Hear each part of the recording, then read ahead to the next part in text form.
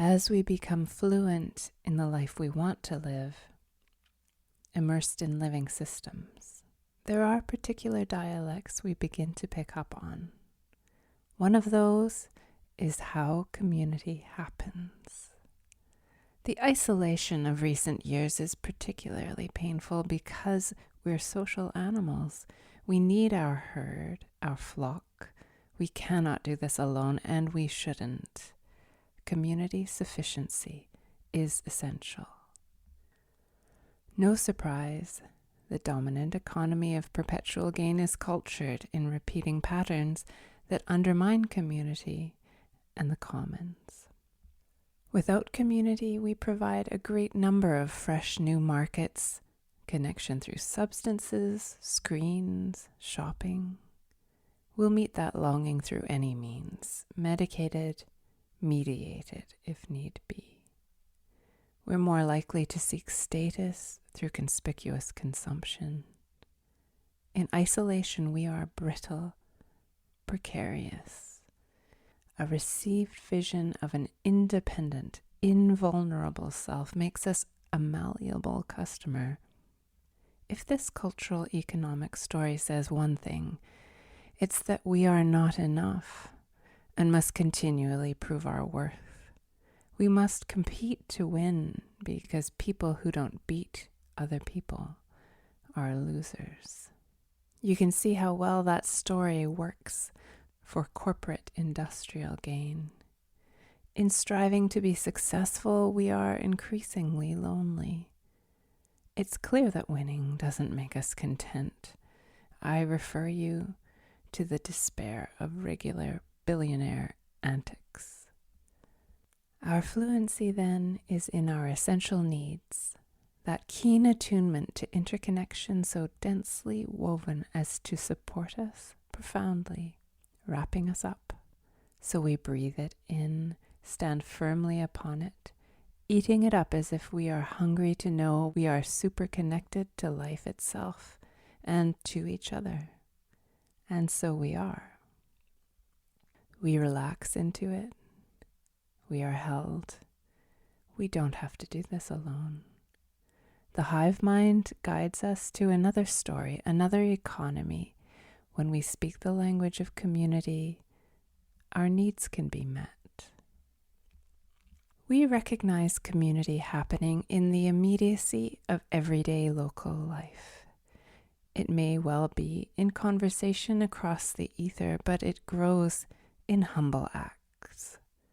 We swap seedlings, carpool to the village, stop at the farmer's market, chat over the weather. We plan events, tour a garden, hold a plant sale, a clothing swap, a repair cafe, a dance. Community grows in spite of everything. It makes life wherever we support it.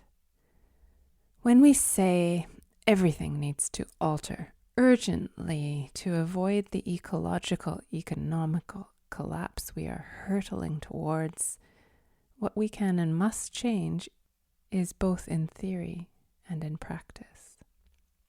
It must be rooted in a fundamental shift toward knowing ourselves as profoundly embedded in a web of intelligent life, held in intricate and collaborative balance, and it is empowered exponentially by every act of reclaiming our community resilience, our wholeness, our enoughness. A hyper-local, embodied, grounded, complete reinvention of how we live. What does that look like? It is at once familiar yet resoundingly new. It may feel awkward, like learning to speak another language, a new instrument, like getting on stage, like asking for directions, like asking for help, like asking someone out. Perhaps it feels rude or needy to suggest we share, that we cooperate, collaborate. Perhaps it feels like being less, at first, dependent, to not own everything independently, to shift the narrative from signaling increasing independence to recognizing, celebrating, practicing our interdependence. We must be bold, yes, fearless, but it is in unexpected ways. It is vulnerable and open. It is in every act of connecting, of meeting needs reciprocally. It can look tremendously humble or boldly transformative. It is all healing and growing as we grow fluent in a new politics and economy of meeting needs. Life-affirming patterns will happen faster, falling into place.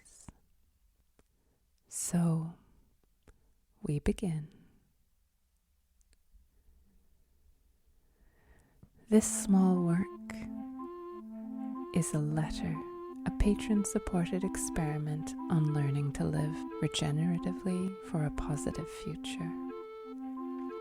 This letter is an extended remix of an Instagram post from last spring at Apple Turnover. If there's someone in your life who would resonate with my words, I'd be honored if you'd share it. If you'd like to engage with and encourage this work, become a Letters patron over at patreon.com/appleturnover. Thank you to the Letters patrons for your support.